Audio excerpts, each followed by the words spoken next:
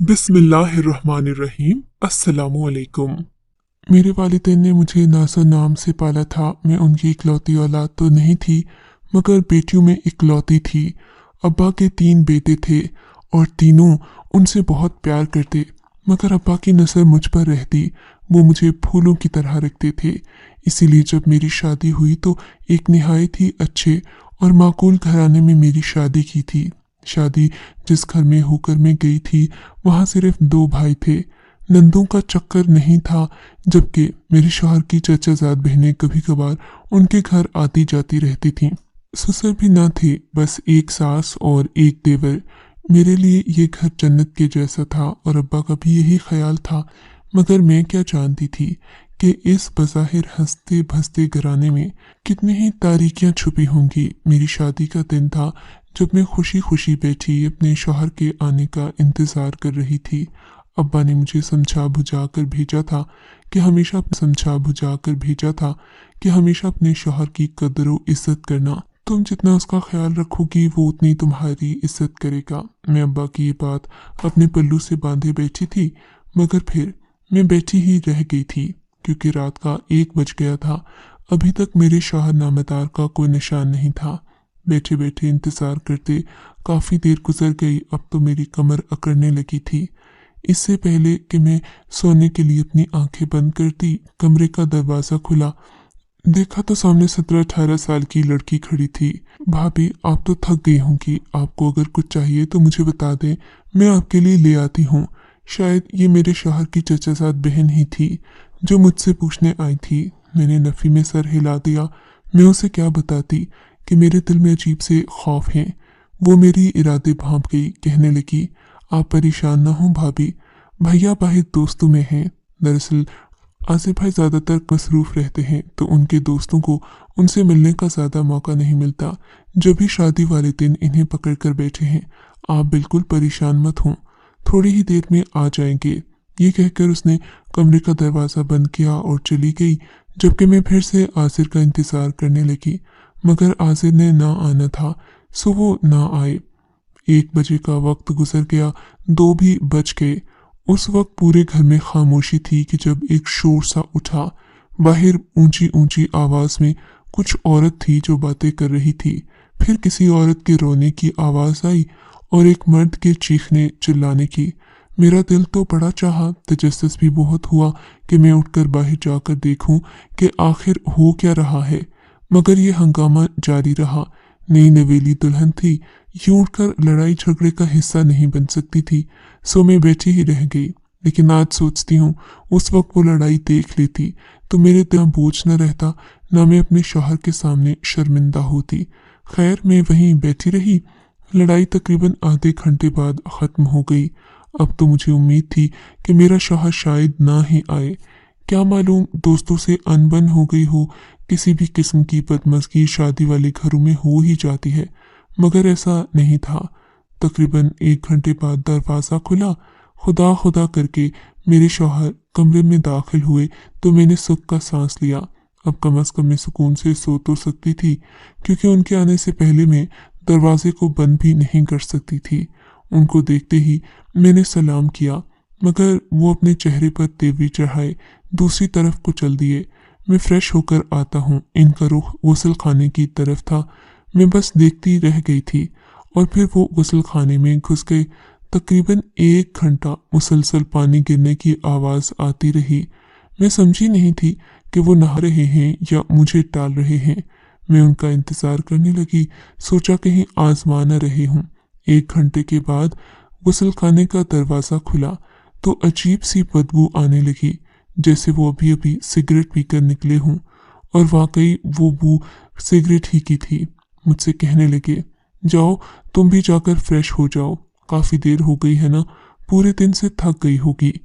मैंने देखा था कि मेरा शौहर मुझसे मुंह छुपा रहा था। वो दूसरी तरफ मुंह करके बात करता। मैं उनकी इस हरकत से बहुत परेशान थी। खैर, मैं गुस्ल खाने में गई तो मेरे शक की तस्दीक हो गई, क्योंकि वहाँ सिगरेट का छोटा सा टुकड़ा पड़ा हुआ था। मालूम होता था कि मेरे शौहर ने नहाने के लिए नहीं बल्कि सिगरेट पीने के लिए गुस्ल खाने का इस्तेमाल किया है। पानी तो यूं ही गिराया है। तभी इनके पाँव सूखे सूखे लग रहे थे। मैं आपस में बातें कर रही थी। फिर मैंने कपड़े तब्दील किए, बाहर आई तो देखा आसिर दूसरी तरफ मुंह करके लेटे थे। मैंने उनसे बात करने की कोशिश की, मगर वो यूं बन रहे थे जैसे मैं कोई उनके लिए गैर महरम हूँ या फिर मेरे से बात करना उनके लिए गुनाह का काम है। खैर, मैं भी सो गई। मैंने सोचा जो शख्स मुझसे खुद ही बात नहीं करना चाहता तो मुझे भी क्या पड़ी है कि मैं उसकी मिन्नतें करूं। यूं भी काफ़ी देर हो गई थी। वैसे तो मैं अम्मा अब्बा के घर भी रात को देर तक जागती थी, मगर आज बहुत ज़्यादा वक्त हो गया था, सो मैंने आंखें मूंद लीं और सोने के लिए लेट गई। काफ़ी देर के बाद जब मेरी आंख खुली तो फजर की अजान हो रही थी। मैंने उठकर नमाज पढ़ने का सोचा, आजिर को भी जगाने लगी, मगर ये देखकर मेरी तो जैसे हाथ ठंडे ही पड़ गए कि उनकी आंखें बंद न थीं, बल्कि वो खुली आंखों से दीवार को घूर रहे थे। मुझे बहुत हैरत हुई थी, क्या वो सारी रात जागते रहे हैं? ये सोचकर आप सोए नहीं? मैंने पूछा तो वो रुखाई से बोले, तुम्हें इससे मतलब, जाकर नमाज पढ़ो और मुझे तंग न करो। ये रूखा फीका जवाब सुनकर मैं खामोश हो गई। मैं गुस्ल खाने में गई, वजू किया, नमाज पढ़कर अपने और अपने शौहर के लिए दुआ मांगी। नई जिंदगी के आगाज की ये पहली दुआ थी। मैं दुआ मांगकर फारिग हुई तो मैंने देखा मेरे शौहर ने अपने चेहरे पर कुछ ओढ़ रखा था। लग रहा था जैसे ये कोई मास्क वगैरह है। काले रंग का छोटा सा कपड़ा था, रुमाल की तरह। इन्होंने रुमाल अपने चेहरे पर रखा और कमरे से बाहर चले गए। मैं इस अजीब रवैये पर अभी तक हैरान थी कि आखिर ये क्या माजरा है। मुझसे अगर बात नहीं करना चाहते या इनकी ये शादी ज़बरदस्ती हुई है तो मुझे बता भी सकते हैं। यूं मुझे रूखा फीका रवैया दिखाने से क्या ही हो जाएगा। मैंने सब्र व शुक्र किया। नमाज पढ़ने के बाद मैं सो गई और जब उठी तो मेरी सास दरवाजे पर खड़ी थी। बज रहा था। मैंने दरवाज़ा खोला तो वो मेरी बलाएं लेने लगी। माशाल्लाह बहू, तुम तो मेरी सोच से भी बढ़कर खूबसूरत निकली, इसीलिए तो मेरा बेटा तुम पर फिदा हो गया था। इन्होंने अजीब से लहजे में कहा, जैसे वो मेरी इस बात से खुश ना हों। फिर मुझसे कहने लगी, तुम तैयार होकर नाश्ते पर आ जाओ, सब लोग तुम्हारा इंतजार कर रहे हैं। ये कहकर वो चली गईं। इन्होंने आजिर का नहीं पूछा था, न ही मैंने बताया था। वैसे भी ये बताने वाली बात तो थी नहीं, खामखा मेरी ही बेइज्जती होती। यूं मैं खामोशी से तैयार होकर नाश्ते पर चली गई। नाश्ते की मेज पर मैंने बहुत नजरें दौड़ाई, मगर आजिर कहीं भी नजर नहीं आए। अब तो मेरी बेचैनी में इजाफा होने लगा था। मेरा दिल चाहा सास से पूछ ही लूं कि आजिर की शादी मेरे साथ जबरदस्ती तो नहीं की गई, मगर इस सब का कोई फायदा नहीं था। सब अपने अपने खाने में मसरूफ थे। खानदान के तकरीबन सभी लोग मौजूद थे, मगर मेरा शौहर वहां मौजूद नहीं था। मैं चुप करके खाना खा रही थी कि मेरी सास ने अचानक मेरी तरफ देखकर तंजिया लहजे में पूछा, क्यों बहू, क्या तुम्हें अपना शौहर पसंद आया? यह अजीब सा सवाल था जो मुझसे करते हुए इन्हें सोचना चाहिए था, लेकिन सास के तेवर देखकर मैंने भी तनकर जवाब दिया, जी माशाल्लाह, आसिर बहुत अच्छे हैं, नेक दिल इंसान हैं। मैं तो उनकी गर्विदा हो गई हूँ। अल्लाह ऐसा शौहर हर एक को दे। मेरी बात सुनकर खानदान की सब लड़कियां मुझे अजीबो गरीब नजरों से देखने लगीं, जबकि मेरी सास भी मुझे मशकूक नज़र से देखने लगी। तो मैं हैरान होकर उनसे नजरों ही नजरों में पूछने लगी कि क्या मैंने अपने शौहर की तारीफ करके कोई गलती कर दी है। मगर अगले लम्हे ही जो बात हुई थी उसने तो मेरे सर पर कयामत गिरा दी थी। मैं तो जैसे खुद को भी मुंह दिखाने के लायक नहीं रही थी। मेरा दिल जोर जोर से धड़कने लगा। सास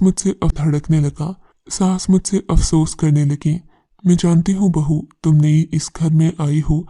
मैंने भी अपने बेटे को रोकने की बहुत कोशिश की, मगर वो रात को ही एयरपोर्ट चला गया।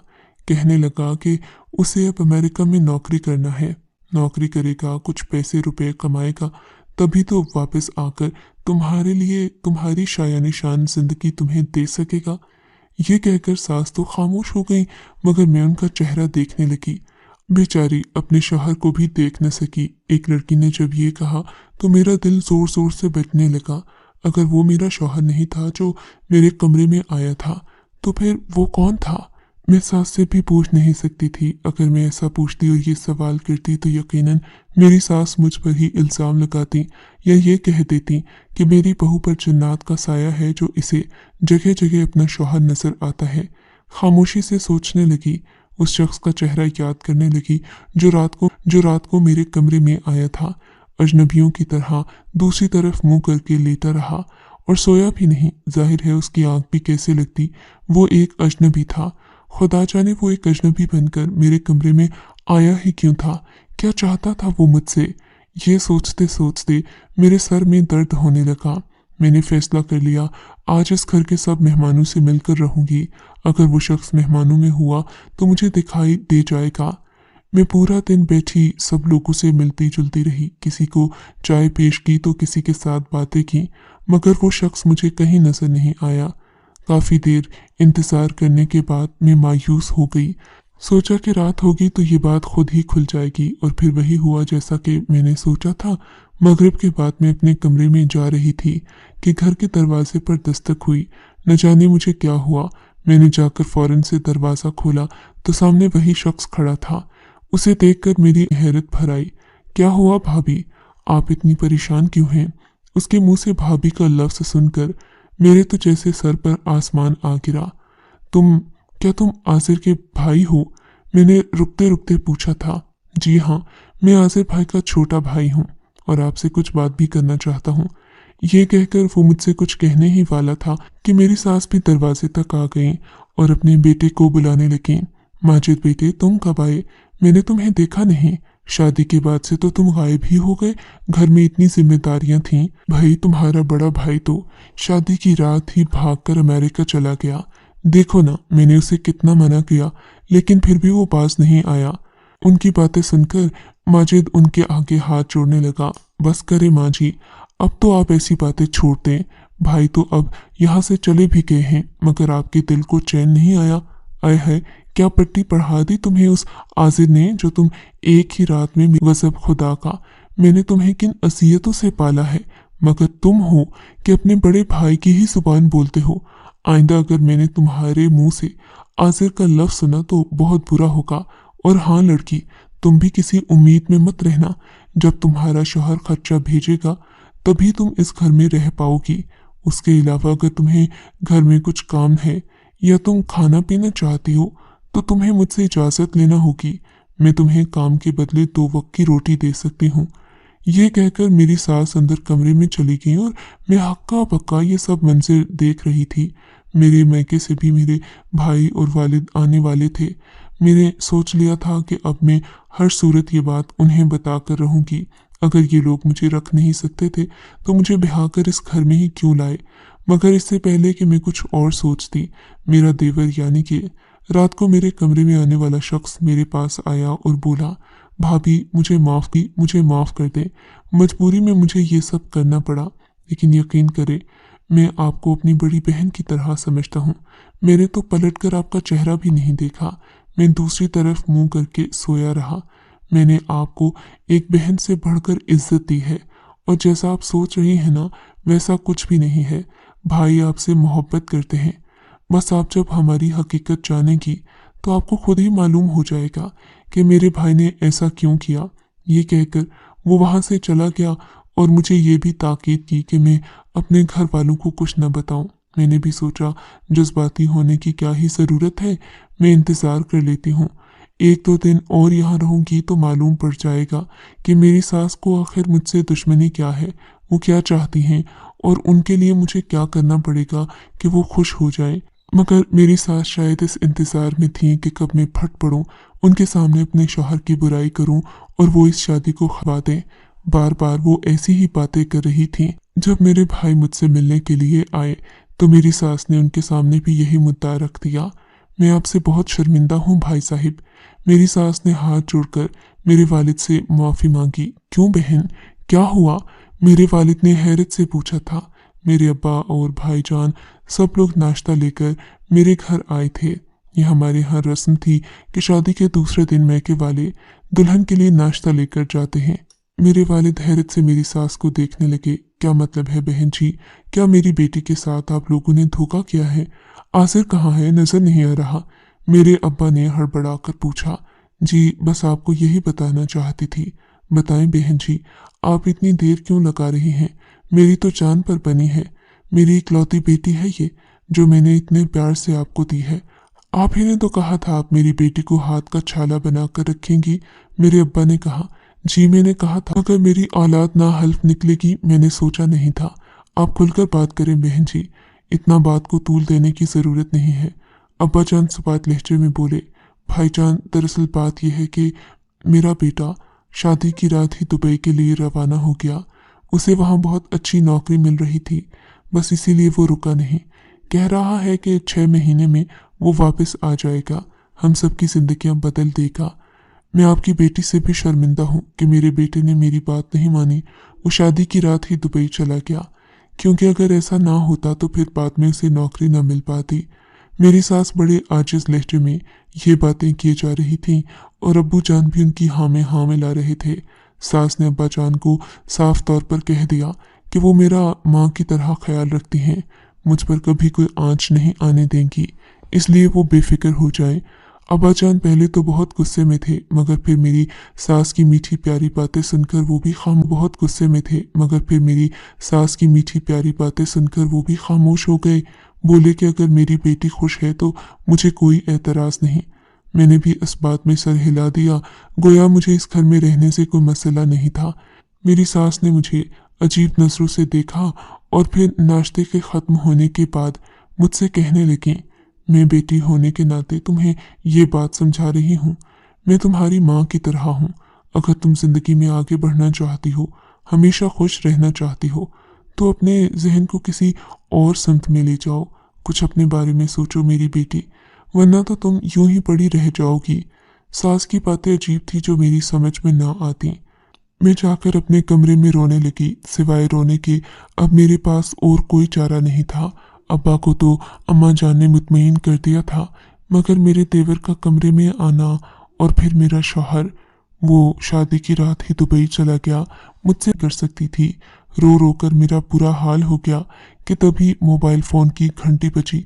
मैंने देखा फोन पर एक अनजान नंबर जगमगा रहा था। एक कमजोर लम्हे में मैंने फोन उठा लिया। दिल चाहता था कि सामने जो भी हो मैं उससे बात करूं, अपने दिल का दुखड़ा कह दूं, मगर मेरी ख्वाहिश जल्द ही पूरी हो गई। वो कोई और नहीं बल्कि आजिर बोल रहे थे। मैंने उनका हाल चाल पूछा तो वो कहने लगे, तुम परेशान होगी, मैं ये बात अच्छी तरह जानता हूँ, लेकिन फिक्र नहीं करो, मैं तुम्हें दुबई जरूर लेकर आऊँगा। तुम्हारी जिंदगी से वो सब कांटे निकाल दूंगा जो तुम्हें अभी परेशान कर रहे हैं। शौहर की बात सुनकर मैं खामोश हो गई। अच्छा सुनो, रात को तुम्हें किसी ने तंग तो नहीं किया? नहीं, मुझे किसी ने तंग नहीं किया, लेकिन आपका छोटा भाई रात को कमरे में सोया था और मैं उसे आजिज समझ बैठी। मैंने कहा, हाँ मैंने ही उसे कहा था कि वो तुम्हारे कमरे में सोए, मगर इसकी एक वजह है। मुझे अपने भाई पर अंधा एतबार है। ऐसी कोई बात नहीं जैसा तुम समझ रही हो, वो तो तुम्हें अपनी माँ की तरह समझता है। बात मेरी गौर से सुनना।